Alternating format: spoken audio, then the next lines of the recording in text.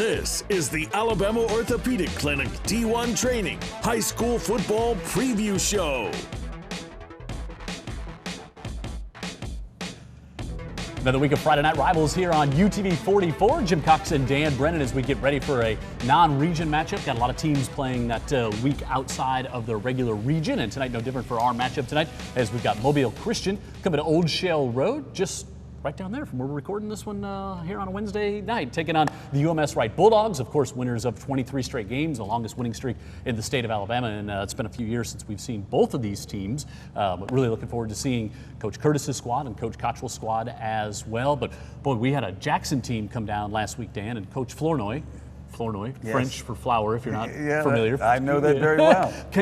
Jackson came down, shut out Viger at Pritchard Stadium. What a win for Coach Flournoy and the Aggies on Friday night. They were very impressive, especially that defense, and the offense also was tough-minded. You know, when they needed to make a play, they made a play.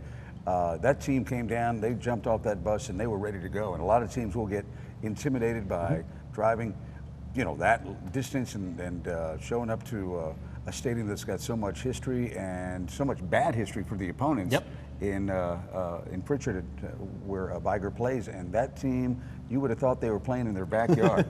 They had a great game plan, and they had a great game and a great performance. Yeah, Dejan Hunt, the quarterback, came out. Boy, he played a great game, and you know, the coaches were telling us this is a special kid, and boy, he's a different kid when he puts the helmet on and gets out there between the lines. He was really fun to watch. Well, they had about 3 or 4 guys. Now everybody did their job, and then there's 3 or 4 guys like the quarterback and wide receiver and guys that just had a little extra juice. Did you notice that?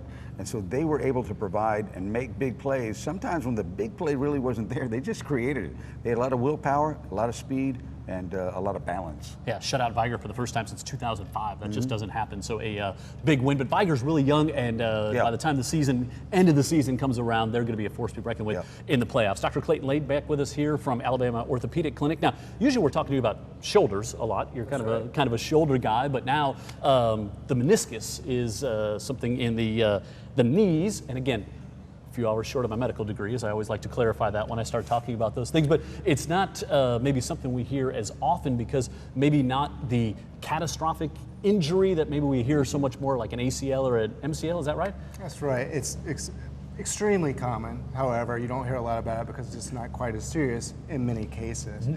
But a lot of people don't really understand exactly what the meniscus is, so I'm hoping to help explain that tonight. You're about to explain the pain in both my knees. Go ahead. That's right. So basically, I like to think of the meniscus as a soft tissue gasket in the knee that allows the relatively round surface of the femur to conform with the flat surface of the tibia. So you can see in this model here, it's this little C-shaped gasket. You have 2 of them, 1 lateral and 1 medial. And so how does that get injured, and what can we do to prevent it from getting injured? Sure. So basically, the primary role of the meniscus is to bear the load. Okay. So if you didn't have this meniscus, about 4 times your body weight would go through your knee. So you can imagine in the athletic scenario, a lot of pressure is going through that meniscus. So the most classic scenario is where an athlete bends the knee, a side load is applied, so they're either cutting or getting hit, and then it pinches the knee between the femur and the tibia and tears it. Wow. So does it, is it something, it doesn't naturally wear down? Does it take trauma for it to happen? I hear running, I hear a lot of runners who deal with that pain as well. Right, well, we can get degenerative tears, that's kind of you and I, but the athlete, they usually have a young, healthy meniscus, and so it only tears with pretty significant trauma. Okay. Gotcha. So if it does happen, no matter whether it's an athlete or like Dan and I. Me. So then what do we do? How do we get them back in the game? Sure, there's basically 3 classifications of treatment, or 3 categories of treatment. If you have a partial tear, then it's really non-operative. It's going to be 7 days, anti-inflammatories, range of motion therapy, etc. If you have a full thickness tear, depending on where it is, it's definitely going to require surgery, but maybe 2 different types of surgery. If it's towards the center of the knee, then it's going to require a simple meniscectomy, which means just trimming out the torn part so that it doesn't catch in the knee anymore.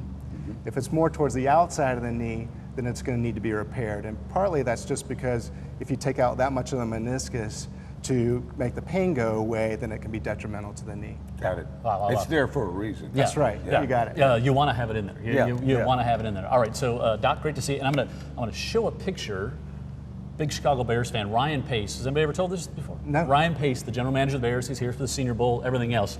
Like, you two could be twins, am I right? I hope when Ryan Pace is in town, he behaves. Yeah. Because people are going to be saying, Doctor. Yeah, Dr. Lane was out late on Dolphin Street or something like that. But I'm going to show you when we go to break. You both got the great hair. Got the great hair. All right, we'll come back. We'll get you ready for our matchup tonight here on Friday Night Rivals. Mobile Christian taking on the UMS-Wright Bulldogs. And we'll talk to Danny Smith, our old friend, one of the coaches at Mobile Christian, coming up right after this.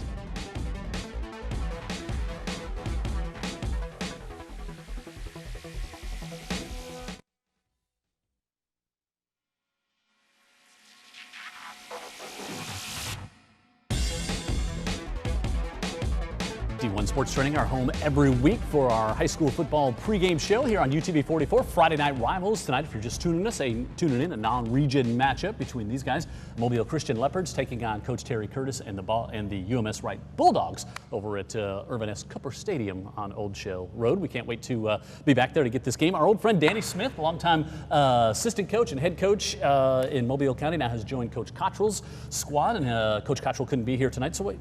Pretty good fill-in. Like pretty good fill-in. It's again like a family reunion when Coach Danny comes out here. Hey, I appreciate it, guys. It's a pleasure to be here tonight. Great guy, and had one of the coolest weddings I've ever been to. On the field at Baker.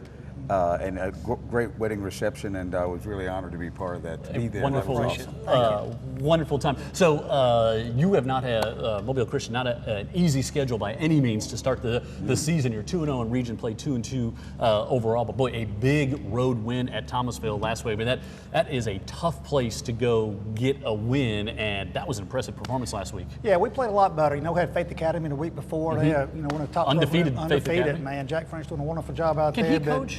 He can coach a little bit. I think he's been There's a bit of a history with this guy. A good history. A little history with him, too. Yeah. But, we played a lot better against Thomasville. You know, that's a tough environment to play in. It's a great community, and we had one of our better games, you know. We just got to get ready for a really outstanding UMS team now. Yeah, it doesn't get any It don't get any easier. Easier in the non-region game. And our non-region games played Pensacola Catholic week 1, and they're one of the top teams in 5A in Florida. Then we played Faith Academy, and we had a tough non-region game, and we really believe by playing these top non-region teams will help us in the region. You know, you got Faith Academy, UMS, and Pensacola Catholic as our non-region teams. It's going to really help us. We get region play right here in 3A. Yeah, and a lot of coaches also talk about not just in the region, but also in the playoffs. And the further you go in the playoffs, the more similarities between those teams that are advancing in the playoffs to the teams you've seen at bigger schools in non-region matchups. Yeah. Absolutely, and this is only going to get us better and better. Yeah, if not everybody's in the cast at that point, because you play teams that are this physical and this sound over and over and over again. You run that risk a little bit, especially being a 3A school. Am I That's right? Right, and we don't have a lot of depth. Right, and, exactly. And it hurts, you know. It's just week in and week out. It's really tough to play that type of schedule. Right, exactly.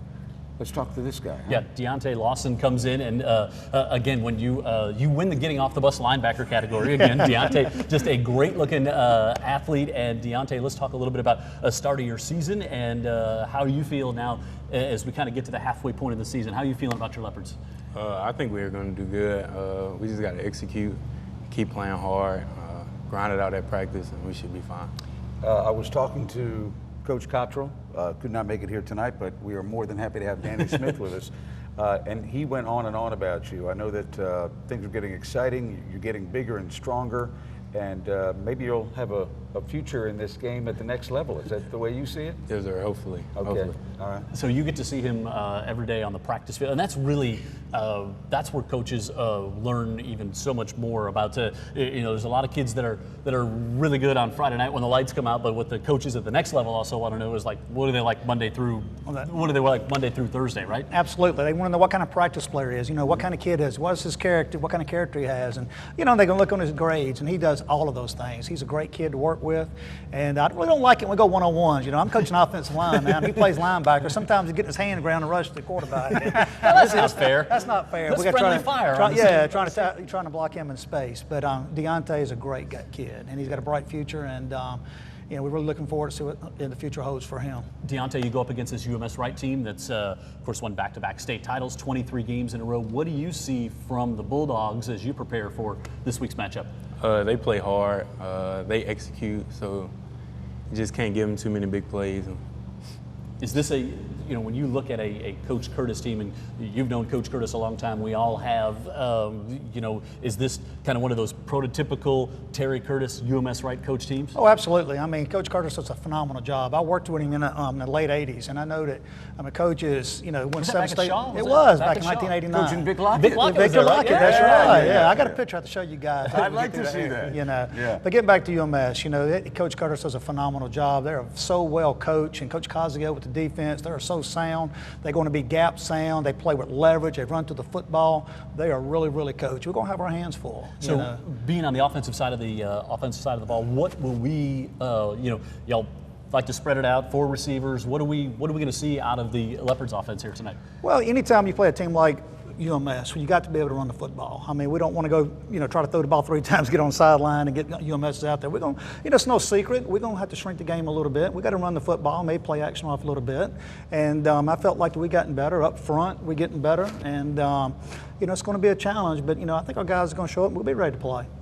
Yeah, I mean, I think it would be legit for somebody to say, hey, upset alert or Old Shell Road, because this is a team that's getting better. When you look at what the Leopards have done this year, getting people back from injury, right, which is also important. So your team's getting healthier, right? Yes, so do you how do you like this year's team as far as how they're coming along to this point from say the beginning of the year? Everyone's starting to buy in, and we're coming to practice ready every day, and so we should be fine. Makes a big difference. Yeah, and it's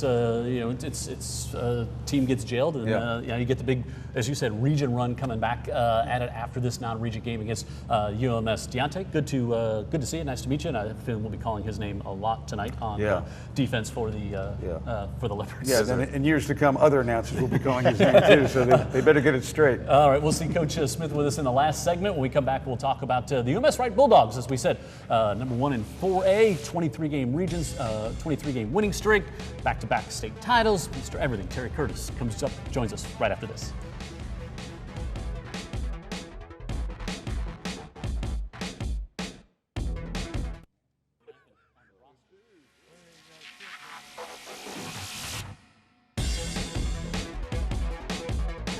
Incorrect. All right, here we go. Back here on our pregame show. It has been too long since we've been able to welcome in our one of our favorite coaches, Terry Curtis, head coach. Are we on the air right now? UMS-Wright Bulldogs. That would be a fun podcast to do. Just me, you, and TC, just talking football and anything. Whether you split. Do that. Just come to the office and before the game, we'll sit there and talk about 30 We've done minutes. that. Yeah. We've done that. Do split aces and eights? What do you do? We can talk about all kinds of different things. Richard Brinson, also starting DB from the Bulldogs, here with us. And this is something, a quick story I always like to tell before tonight. So Dan and I started doing this in 2000. Coach Curtis had come to UMS-Wright over in 1999. And so nobody else was doing high school football on TV in the state. We were the first ones. We were just on Comcast at that time. And there were some principals, coaches maybe like, I don't know if we really want to put our games on TV. I'm not sure it's with it. And Coach Curtis said, you can put every one of our games on TV you'd like. Did. Hey, we about did too. Yeah, and then everybody else was like, this was maybe this is a good idea. And so we've had a great time. We used to do a lot of playoff games with Coach Curtis and the Bulldog Network, and the exposure, the positive exposure for the kids and the schools was something that Terry saw from day one. You're going to get exposure, and then if you beat everybody, it becomes positive exposure. And that's what Terry's bunch. Well, it lasts longer. Yeah, y'all make more money. I don't know about that. I don't know about that. So okay, so since we've seen you last, 2 state titles, 23-game winning streak. Things are good on Old Shell Road, Coach Curtis. Things are good. Well, they're not as good as they seem. We're getting by, and our kids play hard, and that's probably the best thing I can say about them. I don't know, how good athletes they are, and all that kind of stuff, but we play hard. We're going to usually be where we're supposed to be, and that says a lot. You make up for a lot of inadequacies if you play hard. And in watching these other teams, I see some good athletes and all, but yet they don't play hard all the time. And our kids do play hard all the time, don't matter who we're playing. And that's got a lot to do with the winning streak, just that we don't ever have a letdown. We treat every week the same, whether we're playing St. Paul's or Andalusia or Mobile Christian or whatever.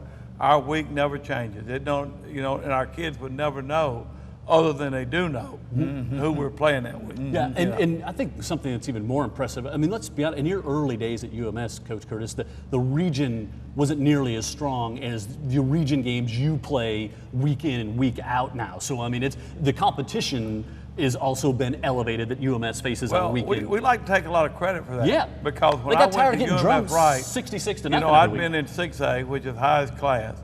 So we were playing 6A ball with 4A teams and then 5A teams. They didn't have the coaches. They didn't have whatever. The league has gotten better. You know, now you got Andrew Williams, you got Stacy Luker. I mean, these are Hall of Fame coaches now. Yeah. You know, you got Trent Taylor at Andalusia, and I could go Rico Jackson, who's now at Murphy. Right. You know, they have all realized, you know, we better get some coaching in here to coach these guys. Yeah. And they've all done that. So believe me, it's a lot. Used to be what you saw is what you got. Right. That's all changed now. Yeah.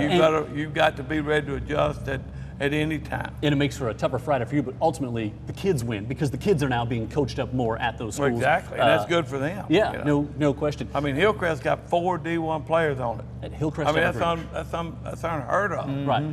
You know, 6A's don't have that. No, 7A's don't have that. Right. But they're getting coached, they're getting developed. That's And it. that's the key to the whole deal. That's it. So, Richard, one thing we always talk about, and like I said, we've seen so many UMS games over the years, but it's also it's just the expectation. I mean, you and your teammates expect to win every Friday night when you step on the field, and that's something that's not easily just created. I mean, that's a culture that takes a lot of years and a lot of winning for y'all to have that feeling. Right. I mean, whenever you were little kids, even in middle school, like you would look up to older kids and you would see how hard they played on Friday nights, and then you come in as a freshman and you see behind the scenes in the locker room how it's the expectation of how you treat freshmen and how you treat teammates and coaches and teachers, and so it's just a culture that's been built for so many years, and so whenever you come in as a senior, it's already installed into you, and so it's. Richard, how would you term this year's team? And now, you know, you have an ownership role in this team too. How is this season different than the others that you've been on the field at UMS-Wright? Maybe how is this team maybe different in any way? Well, I think last year we had a lot of expectations going into it, just the people returning. And this year we have a lot of people returning, but we also have some new guys who we're trying to kind of develop and get them to play where last year's guys played. And so this year we've had a lot of good things happen, but we've also had a lot of mistakes. And so we know that we can capitalize on that and correct those, and then hopefully get where we need to be by the end of the season in playoff time. What do you see? What do you see when you look at the Leopards for tonight's matchup, Coach? I see a lot of talent. You know, how they lost 2 games, I hadn't figured out yet. I mean, they're loaded. They got, you know, their offensive line's better than they were last year. Their skill guys are just as good as the Polandis kid they had. Quarterback's just as good. You know, number 8 is same old guy. You know, so we know where he is. He's standing right there. I know that. And, you know, I don't have anybody that looks like that. If he played for me, he'd probably be playing center. You know, but it is Maybe that's why he's not there. It is what it is. And, you know, they were good last year. Yeah. I think they had a lot of good players last year.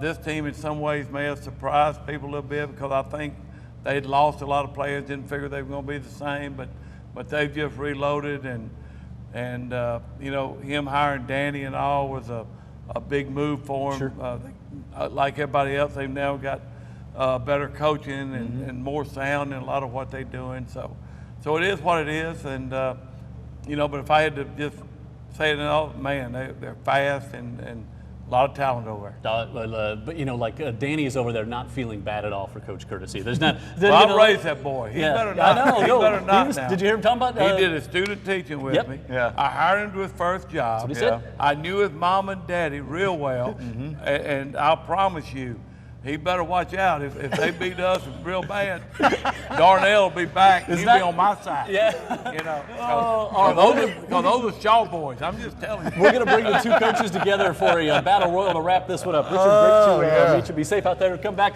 We'll have Coach Curtis and Coach Danny Smith here renewing old feuds right here on Friday Night Rivals. Kickoff about 10 minutes from Urban S. Cooper Stadium. It's UMS and Mobile Christian tonight on Friday Night Rivals.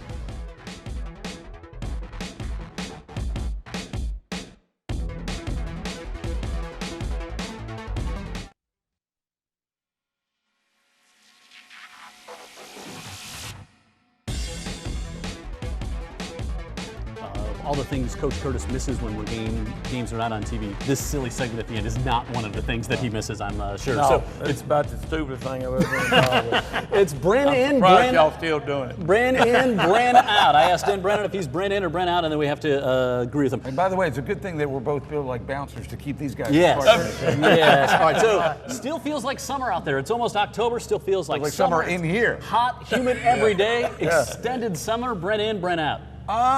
Bren out at this point. I'm In. Yeah. Without a doubt. Keep it hot. In. Yeah, me too. Hot. I love it hot. ready. It can stay like this till May, and then we can get it better to go there. Okay. Sparkling water. Speaking of product placement, Bren in. You know, I'm not appalled by it, but I don't purchase it. White Claw.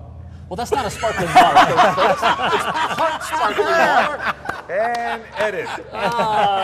Sparkling water. I'm out. I'm not just playing stuff. not going there.